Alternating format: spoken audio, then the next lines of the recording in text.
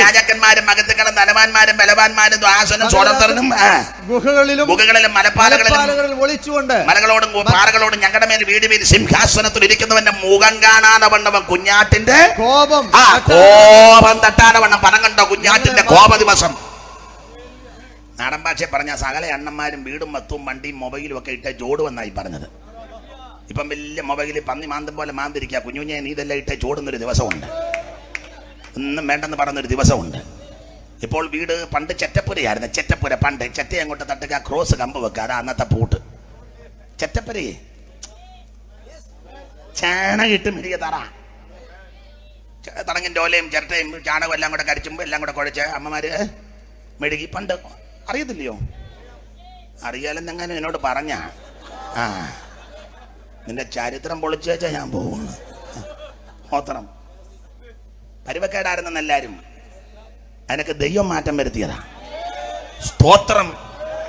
അന്ന് കൂട്ടായ്മയ്ക്ക് വരും. 8-10 പിള്ളേരാ ചെത്തി അങ്ങോട്ട് തട്ടുക.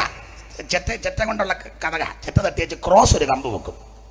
അതാ പൂട്ട്. ഇന്നോ ഇട്ടിട്ട് തേക്കിൻ്റെ ഒക്കെ വലിയ കഥക ഒന്ന് പൂട്ടി ഇടിച്ചു നോക്കി, ഒന്നുകൂടെ പൂട്ടി,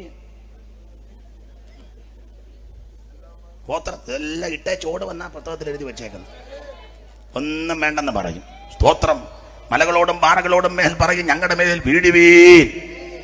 കോടി കോടി വിലയുള്ള വണ്ടിക്കകത്ത് കോടി കോടി കളക്കമുടക്കി വീട് വെക്കപ്പെടുന്ന സകല അണ്ണന്മാരും ആ ദാസന് സ്വതന്ത്രനും എല്ലാ സകല അണ്ണന്മാരും ഇട്ടേ ചൂടും പർവ്വതങ്ങളോടും മലകളോടും പറയും ഞങ്ങളുടെ മേൽ വീടുവീൻ. സിംഹാസനത്തിലിരിക്കുന്നവന്റെ മുഖം കാണാതെ വണ്ണവും കുഞ്ഞാട്ടിന്റെ കോപം തട്ടാതെ വണ്ണം. അപ്പോൾ വരുമാനമുള്ള കോപ ദിവസം, കുഞ്ഞാട്ടിന്റെ കോപ ദിവസം, ഒരു കാലം ഇരുകാലം വരക്കാലം കാലങ്ങൾ കാലാംശം വരുമാനമുള്ള കോപ ദിവസം, ആ യാക്കോബിന്റെ കഷ്ടകാലം വലുതും ഭയങ്കരമായുള്ള ദിവസം. ഇങ്ങനെയൊക്കെയുള്ള പദങ്ങളാണ് ആ മഹോദരവകാലത്തിന് കൊടുത്തിരിക്കുന്ന പദപ്രയോഗങ്ങൾ.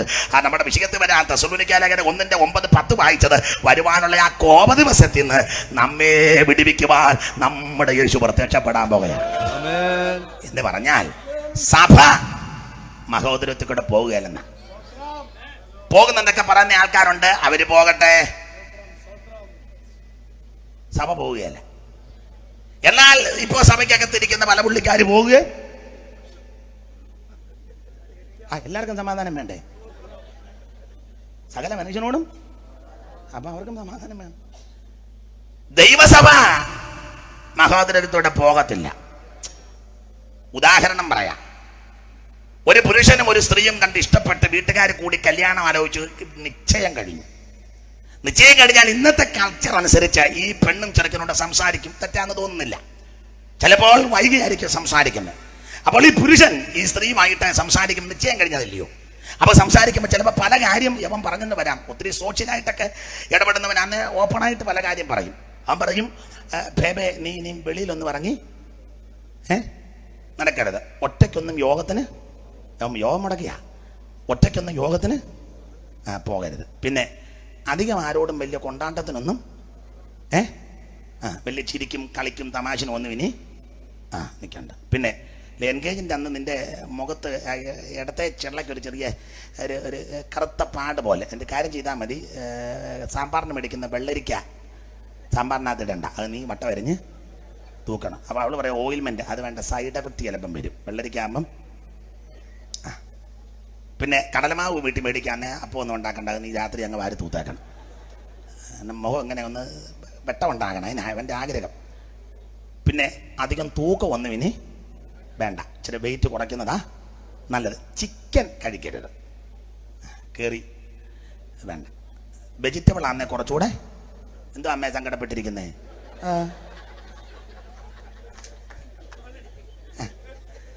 അപ്പം അത് ചിക്കനൊന്നും കഴിക്കണ്ട. പിന്നെ വെയിറ്റ് സൂക്ഷിച്ചോണം. പിന്നെ ഞാൻ എപ്പോൾ ഫോൺ ചെയ്താലും എടുക്കണം. മിക്കവാറും ഞാൻ രാത്രി 10 കഴിഞ്ഞായിരിക്കും വിളിക്കുന്നത്. പിന്നെ ഞാൻ വിളിച്ചപ്പോൾ കീന്നൊരു ശബ്ദം. ആരാ നിന്നെ വിളിച്ചേ ഒക്കെ അവനറിയണം. അത് അമ്മാച്ചൻ്റെ മോൻ അമേരിക്കയിൽ നിന്ന് വിളിച്ചെന്നാ. ഇനി അവൻ്റെ കോൾ എടുക്കണ്ട. അപ്പം എനിക്ക് ഇങ്ങനെയൊക്കെ ഒത്തിരി കാര്യങ്ങൾ പറയും. അതെന്തിനാന്ന് ചോദിച്ചാൽ ആ പുരുഷന്റെ ആഗ്രഹം ഈ നിശ്ചയിക്കപ്പെട്ട പെണ്ണ് എത്രയും സൗന്ദര്യമുള്ളവളായി മിടുമിടുക്കിയായി സുമുഖിയായി യാതൊരു ഊനം കൂടാതെ ആ വിവാഹ ദിവസം അങ്ങ് വന്നു കയറണമെന്ന അവന്റെ ആഗ്രഹം. അങ്ങനെയെങ്കിൽ ക്രിസ്തു എന്ന ഏക പുരുഷന് നിർമ്മല കന്യകയായി വിവാഹ നിശ്ചയം ചെയ്ത് വെച്ചിരിക്കുക. അങ്ങനെയുള്ള തന്റെ മണവാട്ടിയാകുന്ന സഭയെ ശത്രുവിന്റെ കയ്യിൽ കർത്താവ് കൊടുക്കത്തില്ല. കൊടുക്കത്തില്ല. ആ ക്രോധം കടന്നു പോകുവോളം അവൻ അറക്കകത്ത് കയറ്റി വാതിലടയ്ക്കും. Praise the Lord. പണ്ട് TPM-കാര് പാടുമായിരുന്നു, അനർത്ഥത്തിൻ ദിവസങ്ങൾ വരും മുന്നാലേ ഈ ധരയിലെ വിശുദ്ധന്മാർ പറന്നിടുമേ. അനർത്ഥത്തിൻ ദിവസങ്ങൾ വരും മുന്നാലേ ഈ ധരയിലെ വിശുദ്ധന്മാർ പറന്നിടുമേ. അവർ വസിച്ചിടും പൊതുവാന നഗരങ്ങളിൽ അതിൻ മഹത്വത്തിൻ പ്രമോദങ്ങൾ അനന്തങ്ങളാം.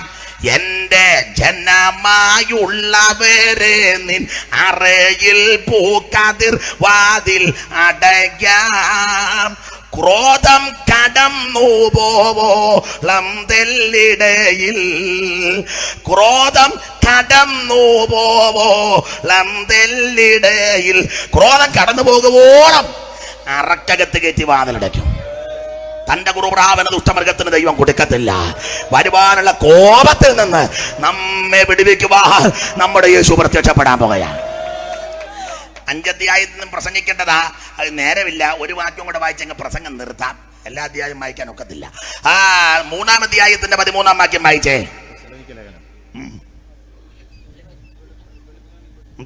അതിലെ നമ്മുടെ വിഷയം 3:13. എല്ലാ തമ്മിൽ നിങ്ങൾ തമ്മിലും നിങ്ങൾക്ക് തമ്മിലും 3:13 അതേത് ലേഖന എടുത്ത് വെച്ചേക്കുന്നേ? 1 തെസ്സലോനിക്കർ 3:13 ഇവിടെ അല്ലേ കിടക്കുന്നേ? അതെ, വായിര്. നിങ്ങൾ തമ്മിലും എല്ലാവരോടുമുള്ള സ്നേഹം വർദ്ധിപ്പിച്ച്. ഇങ്ങനെ നമ്മുടെ കർത്താവായ യേശു ക്രിസ്തു. അവിടെ കുത്തില്ലല്ലോ. ഒരു കുത്തിന്റെ കുറവുണ്ട്. അതാ വായിര്. ഇങ്ങനെ നമ്മുടെ കർത്താവായ യേശു തന്റെ സകല വിശുദ്ധന്മാരുമായി വരുന്ന പ്രത്യക്ഷത. മതി. ഇങ്ങനെ എങ്ങനെ പറയാം? എങ്ങനെയാന്ന് പറയാം? ഇങ്ങനെ നമ്മുടെ കർത്താവായ യേശു തന്റെ സകല വിശുദ്ധന്മാരുമായി വരുന്ന പ്രത്യക്ഷത. അതേത് പ്രത്യക്ഷതയാ വിശുദ്ധന്മാരുമായി വരുന്നത്? വചനം നിങ്ങൾക്ക് നന്നായിട്ട് അറിയാം. അത് മഹത്വ പ്രത്യക്ഷതയാണ്. എന്താ ഈ മഹത്വ പ്രത്യക്ഷത? ഒറ്റവാക്കി പറയാം, 2-ാം വരവിന്റെ 2-ാം ഘട്ടം. അതാ മഹത്വ പ്രത്യക്ഷത. എന്താ 2-ാം വരവ്? 2-ാമത് വീണ്ടും വരും. അപ്പൊ 1-ാമത് വന്നല്ലോ എന്ന്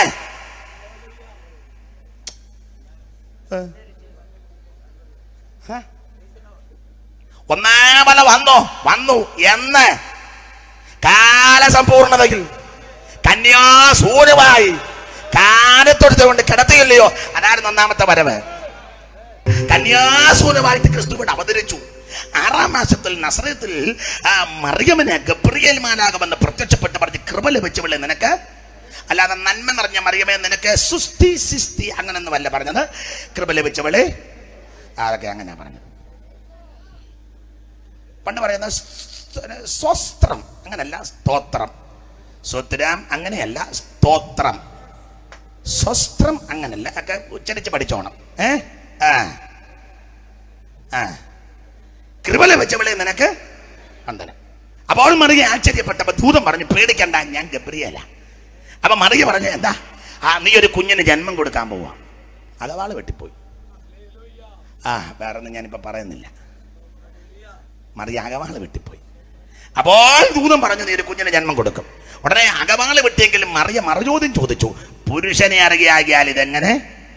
മറിയമേ, ഇത് പുരുഷന്റെ ഇഷ്ടത്താലും മനുഷ്യന്റെ ഇഷ്ടത്താലുമല്ല, അത്യുന്നതന്റെ ശക്തി നിന്റെ മേൽ നടനിടും, പരിശുദ്ധാത്മാവ് നിന്റെ മേൽ വരും. ഈ 2 ശക്തികളോടെ സമ്മേളിക്കുമ്പോൾ നിന്റെ ഉദരത്തിലൊരു പുരുഷപ്രജ ഉരുവാകും. മത്തായി എഴുതിയിരിക്കുന്നത്, അവൻ മാനവജനതയെ അവരുടെ പാപങ്ങളിൽ നിന്ന് രക്ഷിപ്പാനിരിക്കൊണ്ട് അവൻ യേശു എന്ന് പേരിടണം. പാപപരിഹാരത്തിന് ഒറ്റ പോംവഴിയുള്ളൂ, യേശു ക്രിസ്തു മാത്രം. സ്തോത്രം സ്തോത്രം. മറ്റ് കർമ്മമാർഗം കൊണ്ടൊന്നും പാപം പരിഹരിക്കത്തില്ല. നടന്നത് കൊണ്ടോ ഊപ്പാട് വന്നത് കൊണ്ടൊന്നും പാപം പരിഹരിക്കത്തില്ല. അവൻ ഭൗതിക വസ്തുക്കൾ കൊടുത്താലൊന്നും പാപം പരിഹരിക്കത്തില്ല. പാപം പരിഹരിക്കുന്ന യേശുവിന്റെ പരിശുദ്ധ രക്തത്താലാ. അവന്റെ പുത്രനായ യേശു ക്രിസ്തുവിന്റെ രക്തം സകല പാപവും പോക്കും. നിന്നെ ശുദ്ധീകരിക്കാൻ പര്യാപ്തമായ പരിശുദ്ധ രക്തമാ ക്രിസ്തുവിന്റെ രക്തം.